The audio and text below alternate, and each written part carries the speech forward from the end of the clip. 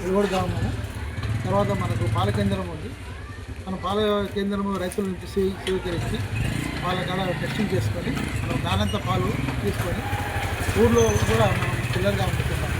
Litre నేను పెళ్ళిళ్ళు పెట్టి ఫంక్షన్లు పెట్టి తర్వాత ఈ కోవాలు కనీసం అంటే నేను వచ్చి 24 ఇయర్స్ నుంచి నాకు వాళ్ళకి పరిచయాలు ఉంది. నాణ్యత పాలే ఇస్తాను. ఏమైనా వస్తే మనకు మిల్క్ టెస్ట్ ఉంది, దాంట్లో ఏమైనా ఉంటే మనకు నాణ్యత ఉన్నదో లేనిదో అనేది కూడా కనపరుస్తుంది.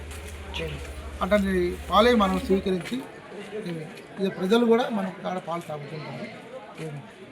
ఈ రోజు వరకు కూడా 24 ఇయర్స్లో ఎటువంటి సమస్య కానీ మనకు నుంచి మన నిందలు కానీ పాల్లో ఇట్లా కెమికల్ వచ్చి ఇట్లా మనకు పిల్లలు ఆరోగ్యంగా లేరు, మన ఆరోగ్యం మనకు దిబ్బపడింది, వామిటిస్ కానీ బేదులు కానీ రోగాలు కానీ ఎటువంటి ఏమీ జరగలేదు.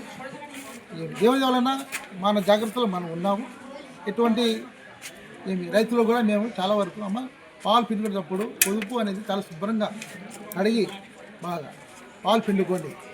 సరే దోమలు అంటే మనం సామాన్యంగా దోమలు గాలి గీలికి పిండుకునేటప్పుడు దోమలు పట్టుండే కొద్దిగా అయినా కానీ వాళ్ళు కూడా ఫిల్టర్ చేసి తీసుకొస్తారు.